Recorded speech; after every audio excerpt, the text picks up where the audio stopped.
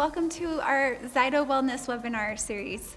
My name is Lindsay Godfrey and I am a marketing coordinator here at Zyto. Today we are thrilled to have Liliana Partida with us today, talking about combating toxic stress. So we'll talk about the Zyto regional events. We are starting those up again for 2020 and we're so excited to be going to Romania on February 22nd.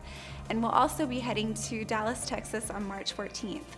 We've switched these events up from last year, so if you attended last year, still come to these ones as well. You can register at zyto.com/events. Our Zyto Wellness webinar series was created to provide useful information for health professionals and enthusiasts. We like to share unique perspectives from on a variety of wellness topics, and also provide you ways to learn how other practitioners are using the Zyto software within their business and practice. And now we'll introduce Liliana. She has over 20 years of experience in the health and fitness industry. She's certified in nutritional microscopy, clinical nutrition, kinesiology, advanced bioenergetic testing, and destination coaching. She specializes in weight loss and nutrition. I don't know about you, but I'm excited to hear what she has to say. We'll turn the time over to you, Liliana. Okay, great. Well, I'm excited to participate in your series. I think education is the key to make the great lifestyle choices so that we can prevent and also treat disease, unfortunately, as we're going to be talking today about the unseen toxins that we're exposed to that's creating an overload on our bodies. So one of the things that's really important is to really kind of focus on how we are exposed to these toxins. And the mindset is that what you can't see, you don't know. And so unfortunately, you've got these volatile, carbon compounds that are just in everything, whether it's in our soil or in our water or just in the environment, in our food.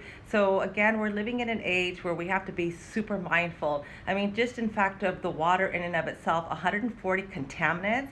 And of course, everything, from the chemotherapy to the birth control pills to all medications, and the thing is you think if you have a water filtration system, you're pretty good, but how about on your bath?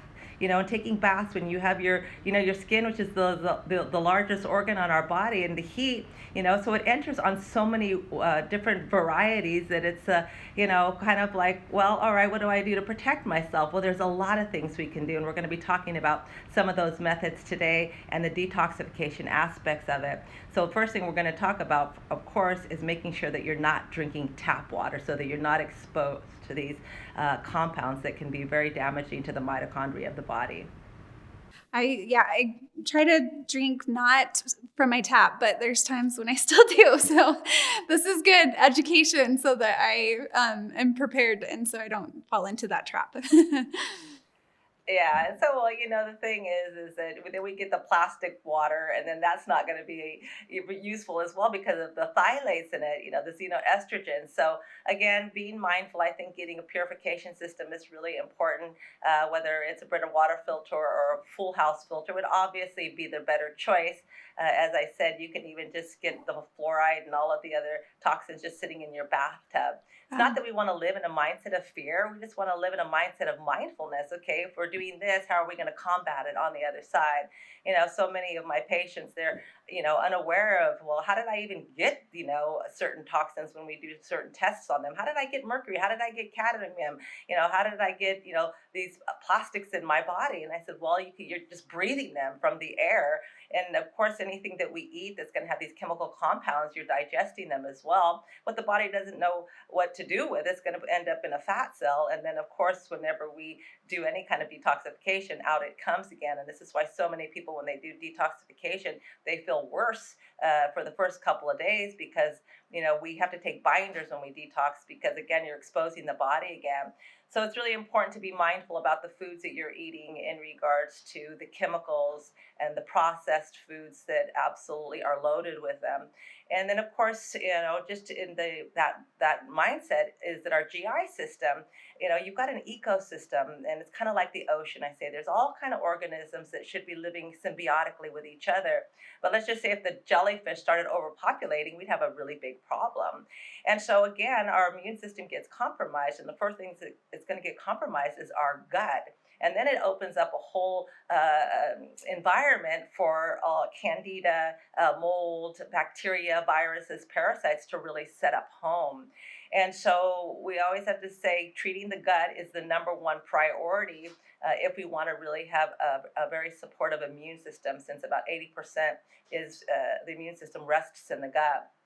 And then, of course, anytime that we're, actually exposed to injury, let's just say even a concussion from sports or from a car accident, you are also going to have this incredible amount of inflammation, free radicals in the body as well. And so even over exercising is going to cause these radical oxygen species. Well, how do we combat that? Because, of course, we want to stay healthy with exercise, but at the same time, how do we really work on stimulating the lymphatic system, which often so many people don't do? It's that bouncing motion. The lymph has a one-way, I would say, directional system, unlike the heart where it has an ejection factor. The lymph needs to be stimulated with up-down motion. So if you're not doing pumping of the quads on the bicycle or running, if you're just doing basic weight training, a lot of times you're really not getting that lymph stimulated. So it's really important to add that to any exercise regime. And then, of course, look at all of the creams and the lotions and the hair dyes and the lipsticks full of lead, all of these chemicals. And then, of course, especially the youth, they sometimes don't take that into consideration at all, and they're the ones that are impacted the most. And so again, just being mindful and just looking at the products. If there's, more than 5 ingredients, don't use it, right? Like all of the products all the products that I use, literally you can eat them if you wanted to. They're organic. That's so And good. so since our skin is, one of the largest eliminating organs and also receiving organs, everything that we put on our body is going to directly go into our bloodstream. So it's very important to be mindful about that. Another thing that's really toxic is the fact that we consume too much sugar. When I talk about sugar, patients will think, oh, it's donuts, it's candies, it's cookies.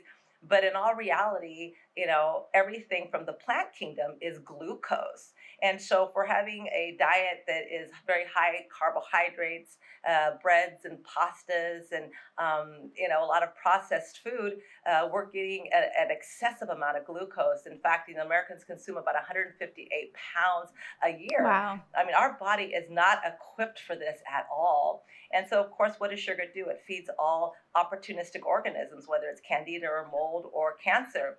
At our clinic here, we have a whole division where we treat cancer. It's the healing center.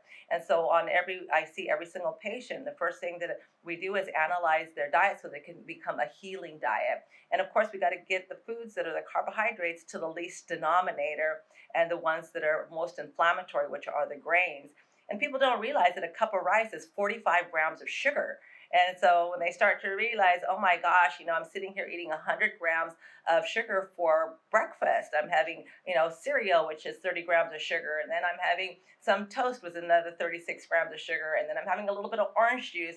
And then there you have it. And so it's really important to really recognize that what you're eating makes a difference in regards of the way, your blood sugar is going to be stable. So that's something that I really work with my patients, is really getting their micronutrients according to how many calories they burn in regards to be able to access fat for fuel and not allow the body just to rely on the glucose and end up, contributing to this environment of toxicity. Great. Yeah, it's easy to fall into that trap of thinking that orange juice is good and bread is good, but yeah, like you said, they are filled with sugar. Absolutely. And it's not, I always tell our patients that there's no such thing as good and bad if it's in its natural Okay. state. Okay. But what we want to recognize is that, depending if somebody is pre-diabetic or they have cancer, we really have to, be mindful in regards to how do we come into a treatment protocol. And so, with that in mind, we just give people a prescription. Like I will say, okay, well, you get to have 40 grams of carbohydrates or 60 grams of carbohydrates, evenly distributed over your meal, so that you don't have a Weight Watchers mindset in regards of saving all your points for one meal and then having blood sugar instability. So it's the number one thing that I work with all my patients, is to really get them to understand that everything that they put in their mouth makes a difference, whether they're going to heal or they're going to maintain illness and or imbalance in the body. And to really educate them on, making sure that they're not eating foods that are not of a natural state, whether they're GMO or irradiated.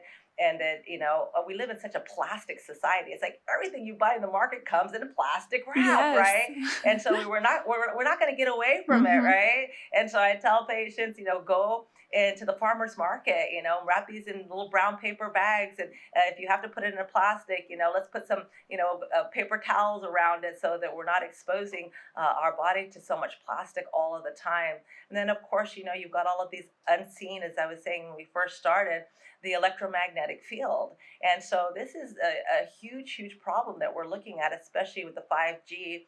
And so again, because it's all so new, we really won't know the effects of this for quite some time. But even the science and research is saying that this radioactive radiation is going to affect the mitochondria. And then, of course, so many schools are actually even getting paid to put these towers in their area. And unfortunately, we're going to see a lot of problem, and the children, there's, just imagine in terms of size, will be affected more than anyone. So we have to be really mindful in regards of utilizing different methods to ground ourselves, to have earthing mats, to make sure we connect with nature, and not have our cell phones next to our bed when we sleep as for our wake up call, and make sure that we're not sitting there with our computer on our laps all of the time. And a lot of times, I see some of my patients with their iPhone in their bra, Yeah. they're holding it Yeah. there, and I'm like, no, that's Not. or men in their pockets, Uh-huh. and I'm just like, no, that's not a good idea. So we can have a shield on it, and an EMF protector, and then it will be a lot more mindful. And then, of course, we all know that organic foods are going to be far superior in taste, far superior in their nutrient density. And pesticides, herbicides are all hormonal disruptors, once again creating more of an imbalance within the body. So we really want to be mindful about the quality of the food that we're consuming, because everyone has heavy metals, unfortunately, just breathing the air, the mercury vapors. And so we do a lot of detoxification in our clinic. Like you said, it's something that we can continuously continue to work on. Yeah, absolutely. And then also too is that people don't realize that because of this 24-hour clock that we have, in the old days when it got dark, you had your candle, and you lived within the circadian rhythm of the natural flow of the body. And it's kind of like when you're in Las Vegas, you don't know what time it is, and you can be up at 5 or 6 in the morning, and think it's 11 o'clock at night, just because how the body gets tricked. And so this 24-hour clock that we have, and then the computer use, it really disturbs the natural circadian rhythm, the pineal gland, the production of melatonin. And so if we can't get a restful sleep, then of course we cannot repair, because between 10 and 2 o'clock in the morning is when the body goes into repairing itself. And so how often are we asleep between those hours? Not very often. So many of my patients, have insomnia, or they have these work schedules that the only time that they can relax and kind of wind down is from 10 o'clock till 2 in the morning or 1 o'clock at night. They're doing their emails and things of that nature, which is really detrimental to the body in and of itself. So we kind of want to think the natural rhythm of the body. When the light comes up, the cortisol gets stimulated, and it gets you out of bed. And when it starts to get dark, the digestive system starts to slow down.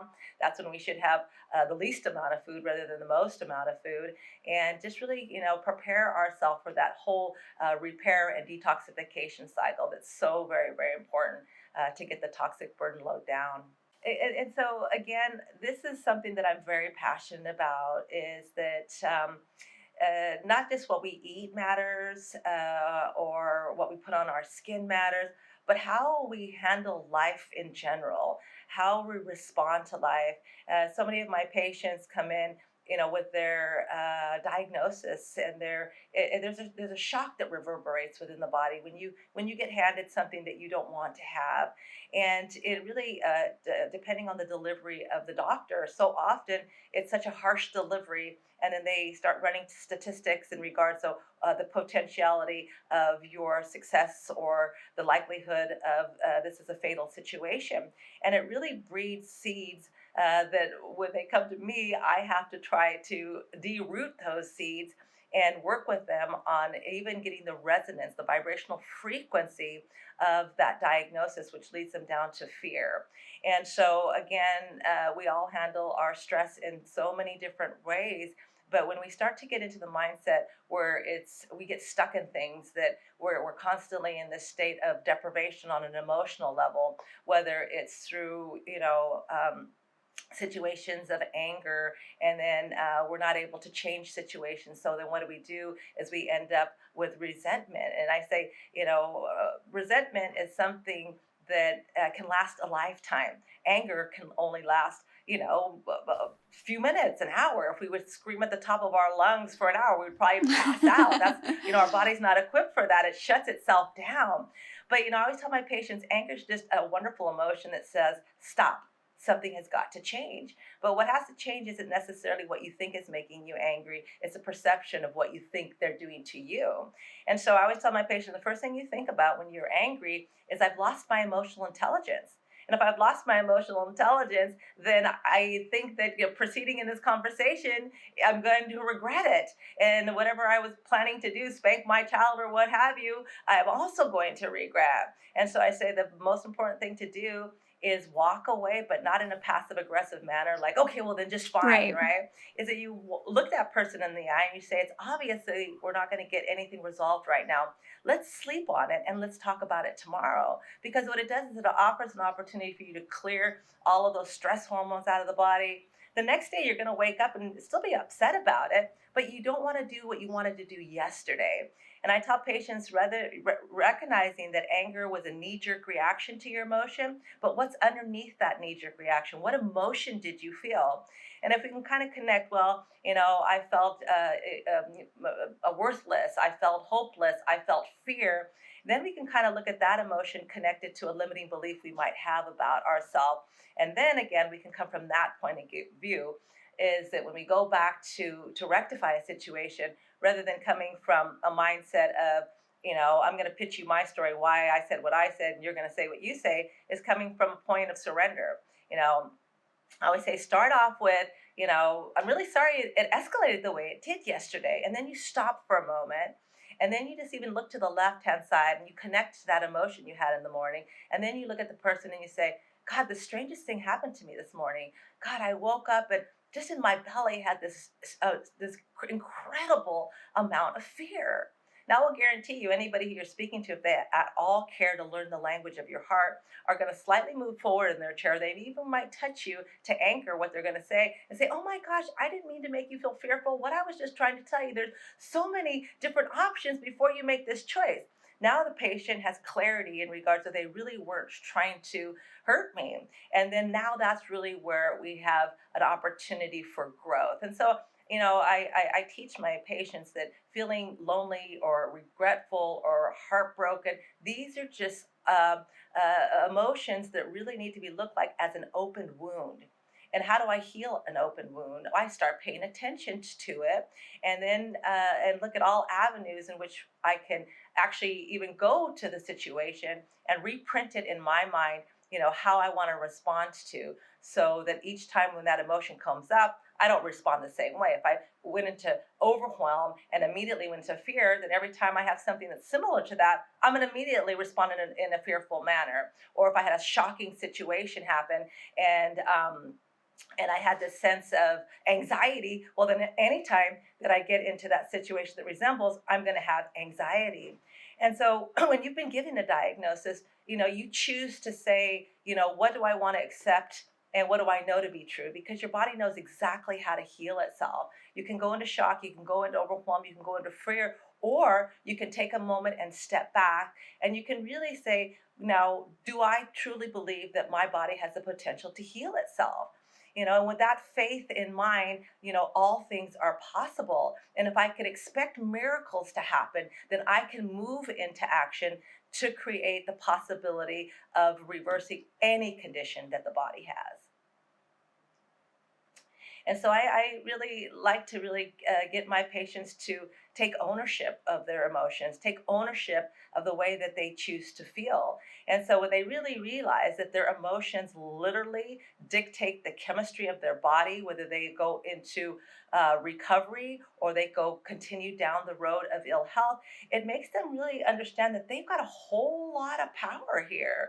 It's just the way I choose to think, the way I choose to live my life is going to make all the difference in the world in being able to overcome my situation. So again, just always say it's what you're looking at as the top is the obvious, but what's underneath it? And this is one of my favorite things as we continue to talk about why I love using the Evox is so that we can get underneath the iceberg and really find out what is the root cause of even your illness. And so a lot of my patients will say, well, do I have to detox? Who should detox? When should I detox? And I say, well, everybody that's in a human body needs to detox, okay? Why? Because of the unseen, whether we're being exposed to the air and the environment, the water, the soil that's coming into our plants, we all want to feel better. I mean, I would say probably the number one thing when I see my patients is a level of fatigue, a level of lethargy, and just lack of motivation. They want to feel better. And oftentimes it's because they're just loaded with toxins, whether they're virus, bacteria, or whether they're heavy metals. And so we really want to be able to unmask any of these maladaptions that the body has to go through. So in detoxing, we do that because most detoxification protocols, whether you're doing a 1 week or a 2 week program detox where you're taking shakes and detoxification pills, they're all eliminating a lot of the major toxins, your eggs, your nuts and seeds, your gluten, sugar. And so that's really important because you're giving our organs an opportunity to really take a break and unmask some of these allergens. And so I'm a really big believer is that we've got to really think about our body, be really, I would say, kind to ourselves and just say all of our organs of elimination, our liver, our lungs, our colon, our skin, blood, kidneys, and lymph system, we need to pay attention to that. And this is why I love to do seasonal detox, whether it's a fasting or whether it is with shakes and pills or juicing. I think it is a priority for anyone who wants to stay healthy to just say to yourself, if I'm a healthy person with no real metabolic conditions like obesity, high blood pressure, blood sugar issues, then, seasonally. But if I have a situation where I'm in a more of a sick state, obese state even, that I need to really kind of think once a month to do a couple of days of detoxification is a really a sound way to kind of relieve yourself from this burden overload. So we always say, how do we find the solution? That's the first thing my patients want to know is, well, what do we do? Where do we start? Where do we go from here? And so the first thing I do is just say, let's stop eating toxic foods. Let's not have, processed foods, hydrogenated foods. Pay attention to the ingredients. And so I always say, the cure is in the kitchen. A lot of my patients, especially those that are elderly, they have retired, but they've even retired from the kitchen. And I say the most important time of your life where the body is in more of a deterioration state, you're leaving it up to someone else to basically give you the nutrients, whether you go to restaurants or you have packaged food. But in fact, this is the time where you actually need to pay attention most when your body is in a more of a breakdown state rather than a rebuild state. And so I have a lot of cooking classes that I do on YouTube just for the specific reason for my patients. And so I say, okay, well, look how easy it is to put a meal together in 30 minutes. I kind of create like cook along videos, right? But they're educational at the same time. But I teach them, why do we have this salt over table salt? Why are we using this oils over these oils? Why are we using, things like a monk fruit over regular sugar? And so it really gives, see, nature hates a void. So whatever I take out, I put something in its place because I will guarantee you within a couple of weeks that one thing I took out will be back. So if we're taking out gluten, then if we want and they're capable and their blood sugar stable, then we can put some gluten-free products. But if they have issues with that, we've got to take it down even to another level and do grain-free products. Things that are made of almond flour and coconut flour, garbanzo flour, that are much less impact on your blood sugar. So I hand people recipes all the time and say, look at this. This bun is a 5 carbohydrate bun made out of psyllium husk and almond flour, and they're thrilled. And so again, what we want to do is when we do swap outs, we say we're all emotional creatures. We use food as our drug of choice. So again, if we have an emotional desire for specifics, I say, let's turn it into something that's non-toxic. If you love lasagna, terrific. Let's go for zucchini as the lasagna, and let's use even vegan cheeses that are ricotta made out of almond cheese and things of that nature. So you can have a perfectly wonderful lasagna that you would have normally had at least 45 to 50 grams of sugar in a slice, down to about, let's just say, 15. And so people realize, oh my gosh, there's this whole arena that I never even knew of. And I say, well, this is like a great time because everybody's on a keto craze. So there's so many options that we never ever had before. And so really making those lifestyle changes are so important. But first we have to believe we can. I say, what is your desired outcome? Once you know your desired outcome, then we can start creating the steps to get there. And when you don't take that steps, you're going to be in conflict with yourself. And so I just say, okay, don't beat yourself up. Just get back on the bandwagon, re-navigate, and continue forward from there.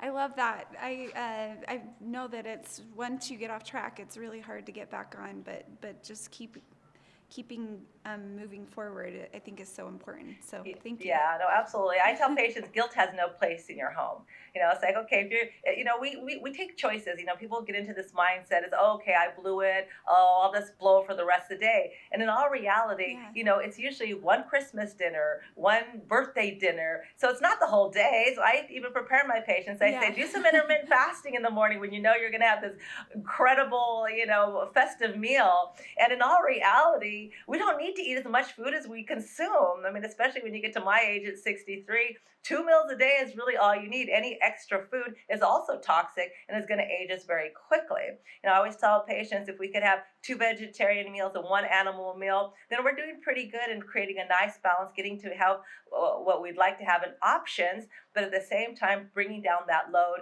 of too much acidity and the heterocyclic amino acids in some of the meat products that we cook. So just really kind of being mindful. And then so often, when we start to get into the mindset of treatment, people start taking a bunch of supplements. Oh, okay, I've got I read this article, and so I'm going to start taking all of these supplements. But what they don't realize is that when you're treating the gut, the first thing you do is you got to remove the toxins. I can't start putting probiotics and digestive enzymes in my gut if I've got a leaky gut and I've got candida and fungus and all of these things, parasites. So the first thing we do is say, okay, and this is what I love using the Zyto LSA Pro for, is very quickly, instead of doing a kinesiology scan where you're muscle testing them and so forth, is just very quickly I can have them put their hand on a cradle and just run a toxic a scan protocol in the nosos or in the sarcos and find out very quickly, do we need to treat candida? Do we have parasites? Do we have heavy metals? And then, of course, with the collection of all the products, I can very easily scan to see which one would be a better fit for them, and even just show them how we can clear it if we kind of assimilate it. Okay, well, now what I'm doing is I'm running it through the frequency, running it through those toxins, and look, it went from a red stressor to a green, which gives the patient, again, just a little bit more scientific evidence on why.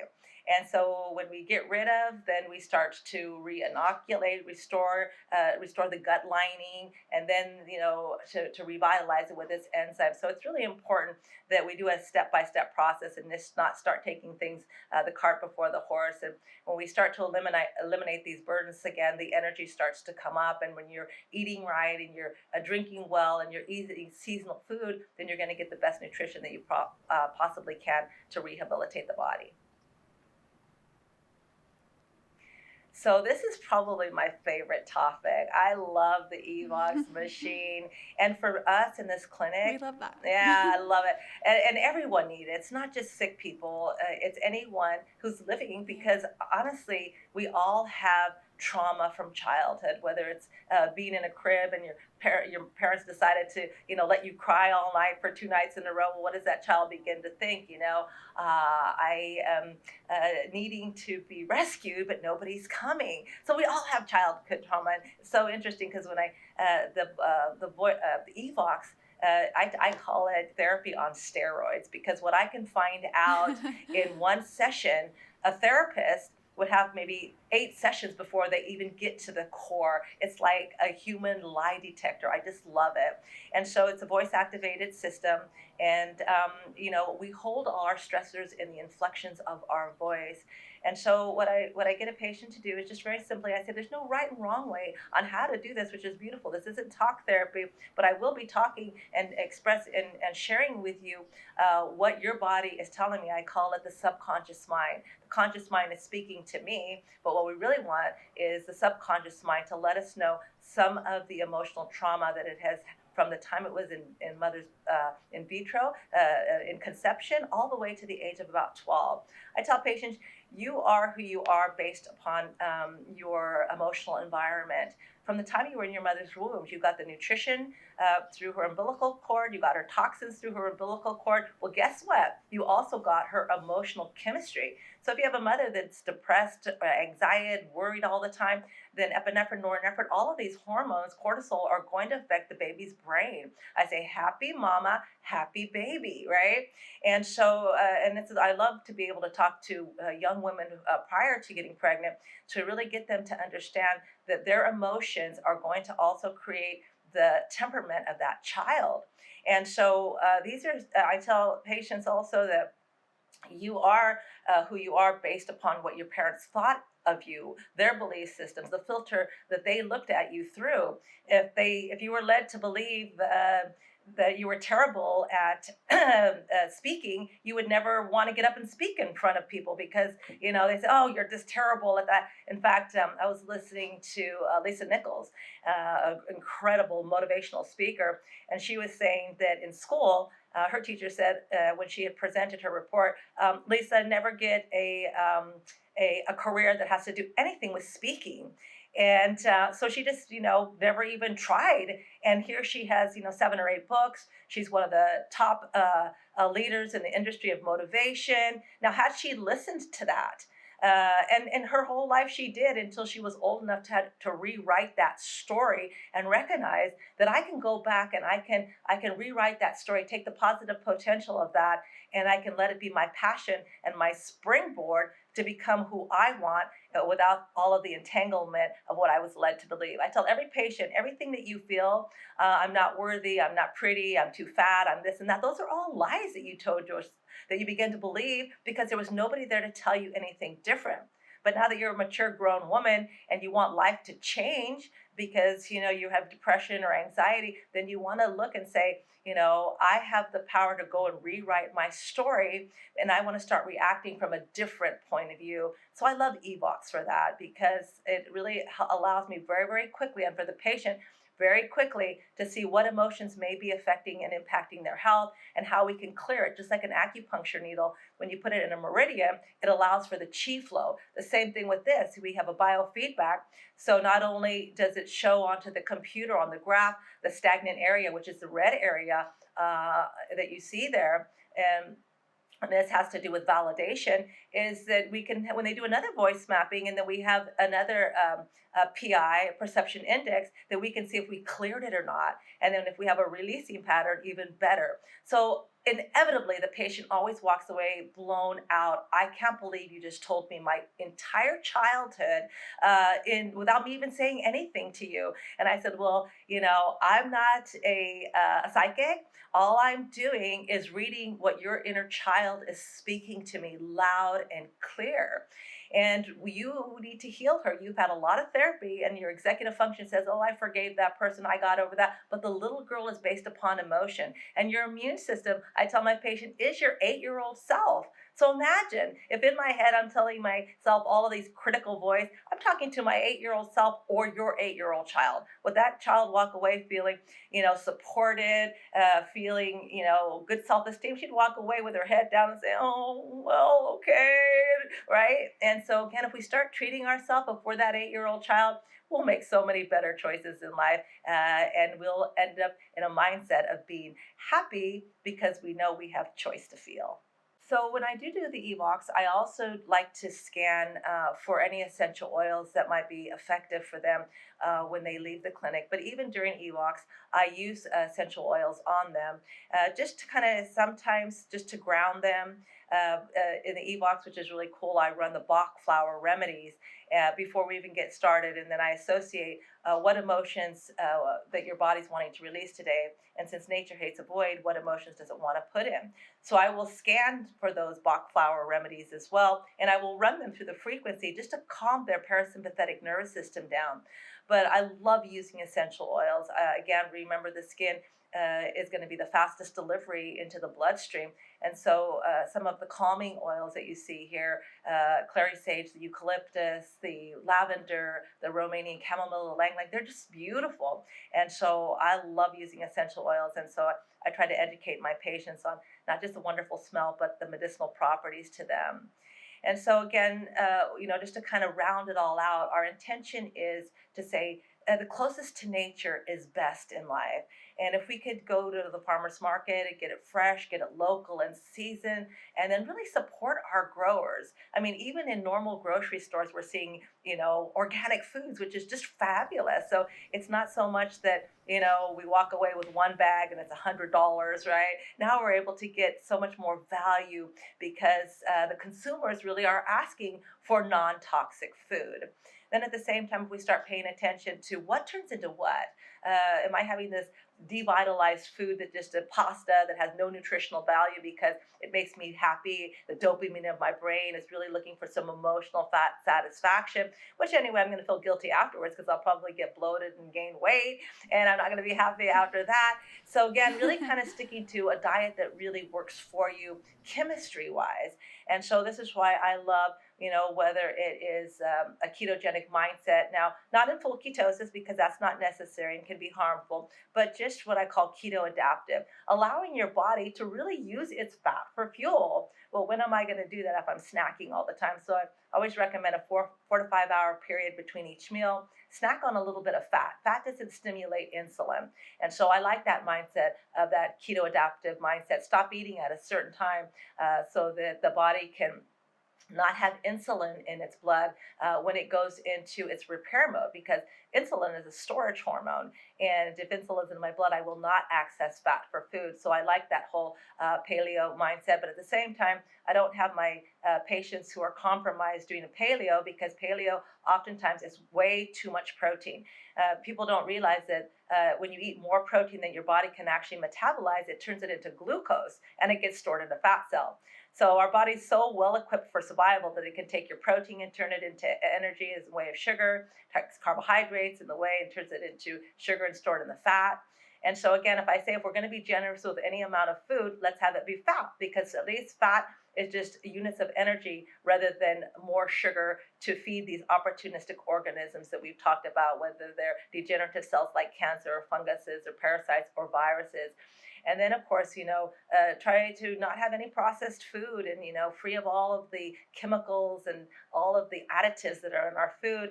And you know what? Your body will treat you so much better if you're just mindful about what you're choosing to add into your diet. So again, we got to clean up the diet. So this is just a little bit more reiteration. Gluten is not my favorite. Honestly, we'd say, well, how is everybody so gluten sensitive now? Or we're having so many more cases of Crohn's and things that, we didn't see that much 10 years ago. And unfortunately, it's because of the glyphosates that are on all of our grains now. And so I tell patients, okay, well, if you want bread, please at least gluten-free. And then again, as I said before, I like to do grain-free with the coconut coconut and the almond flours, cassava, things of that nature.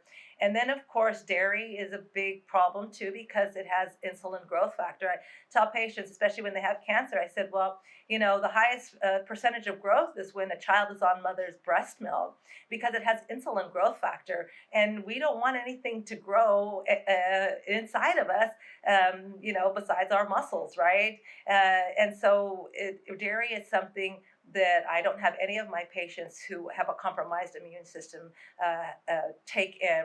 And I say, if you are going to have dairy, then go for the goat and the sheep, which is a smaller molecular structure rather than cow. If you are going to do cow, the harder cheeses and the more fermented ones like the kefirs and the yogurts. But then I would always lean towards goat and sheep is going to be a much better go on that.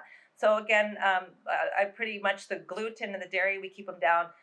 Gluten completely out of the diet, but dairy as minimal as possible. And a lot of times the mucus and the bloating and the digestive disorders just go away, just simply doing those two simple things and getting the sugar and all of the cornstarch and Coca-Colas and all of the foods that have no nutrition whatsoever. So again, we want to drink about half of our body weight in water, and we want good, clean, purified water. And of course, my favorite, I have an ionizer. So I've got water that actually has an electrical current, which is going to be more viable. When you have water that's a wetter water, your cells can hold on to the minerals a little bit better. And we need that hydration on a cellular level so that we can not only just take the nutrition in, but also to detox at the same time. And so again, in the winter time, it's a little harder to drink water because it's cold. So I say lots of teas, herbal teas are still going to be water content. When we eat all of our vegetables and all of these salads, they have a ton of water in them. And of course, loaded with minerals and enzymes. So if we're eating properly, then, I'd say even 6 glasses of water for women, we'd say half of our weight in ounces. But it's very important. And we don't drink water enough. I tell my patients, if you're hungry, go drink 8 ounces of water, okay? And if you're still hungry, drink another 8 ounces, and I will guarantee you're probably not going to be hungry because you're just dehydrated. So again, if you don't have that water bottle, glass water bottle or stainless steel next to you, you're not going to drink. And by the time you're really thirsty, you're dehydrated. So again, just keep it as something that is just always close and available to you. I find that's very important. One of my favorite detoxification things I love to do, and we recommend highly to all of our patients, is the far infrared saunas. They're great. I mean, that's probably if any patient has any kind of heavy metals or they've done chemotherapy and all of these things, and we want to get it out of their system, this is the best and the fastest way to do it. And so again, this far infrared, it penetrates, 1.5 inches into the derma, and it literally liquefies the toxins, and then you're able to sweat them out. And so I think that this is just a fabulous way. And there's far infrared saunas in a lot of gyms now, and in a lot of places where you could just buy a package. We have it here for our patients because we're all about detoxification, bringing down their burden load. Our facility is 32,000 square feet. We have it from oncology division to beauty division to anti-aging division to just healthy living division. And so every human body living in this day and age has got to think about putting their attention on some form of detox. And what's more pleasant than sitting in a nice sauna, having a book, and just relaxing? Right? Oh my gosh, it's my favorite. I love it. It's a great way to stimulate the lymphatic system as well. So I love the mindset of detoxing your home with plants, because who doesn't like to have plants in their home? And a lot of my patients say, oh, I don't have a green thumb. Every time I have a plant, I kill it. Well, again, you need to be a little bit mindful. They don't need much except for a little water, okay? And just like everything in our life, we need a little bit of water on all aspects of who we are as a human being, paying a little attention to things. And so the acacia palm is a very easy palm, and you can have this in your home, and it really helps to remove some of the indoor toxins. This mother-in-law tongue, it literally converts oxygen, the CO2 into oxygen when we're sleeping. And the money plant also too is wonderful for removing this formaldehyde or this volatile organic compounds in the air. One of my kind of pet peeves is I don't like people wearing their shoes in my house, and it's kind of been Mhm. hard a little bit to enforce because sometimes you have people that are coming to your home socially and they've got their high heel shoes on. But in all reality, 98% of the shoes that were tested all had coliform, which is basically, you know, poop on your shoes, right? Okay, so I said, Yeah. if you don't mind your house kind of getting covered in these little bacterium of poops, then okay, fine and dandy. But I don't. I like to do yoga on my carpets and so forth. So taking your shoes off is really important. You're going to be able to ground yourself at the same time. But there's so many cultures that Hawaii and Asian cultures, you take your shoes off. It's just customary, and it's again not Yeah. just on a respect; it's on a way of our health. So I would say if we get some great plants in our house and we take our shoes off, that's a huge step in the right direction. Cleaning with essential oils. Again, I love essential oils. Not only they smell fabulous, but they've got a lot of wonderful cleaning potentiality. And so, what's easier than just taking a spray bottle and maybe putting a little bit of apple cider, not apple cider, but just a white vinegar in there, and then putting, some drops of some wonderful essential oil in there that just really I can use, and it's very inexpensive. Or if you even get like a good greens product and you want to put a little bit of essential oils in it, I love using essential oils for clean. A lot of people they use Clorox and Ajax, and I say, well, gosh, it's just you're gonna breathe it even if you have gloves on. And so for myself, I can't even be around that. I've just now changed all my products, everything in my house for so long that when I go into someone else's house, like if I go to my sister's house and her housekeeper's just left and it smells like pure Ajax, whoa, I start to, even have a little teeny bit of nasal because my body's just like, wait a minute, this is totally toxic. And so, Mhm. again, the cleaner you are, the more sensitive you are going to be. So, here's that slide that has got some of those essential oils on it. And so, again, these are just wonderful to have into your home. And again, people will say, well, which one should I use for this? And I had to say, well, according to what's going on, like I had a pretty bad cold, and boy, I was using frankincense and oregano and thyme and breathe easy all on the bottoms of my feet every single night and on my chest, kind of lathered myself up. So everybody else has been kind of dealing with this cold that lasted them weeks and respiratory. Mine lasted a week. And so again, not only for cleaning and not only for the way they smell and kind of the calming effect of it, but even for the medicinal part. And so I would say that every home should have essential oils. Taking time out to meet our personal needs. If we don't do it, nobody will. And guess what? If we don't do it, nobody will even know how to do it for us. So I tell my patients, you're only responsible for one thing in this lifetime, and that's yourself.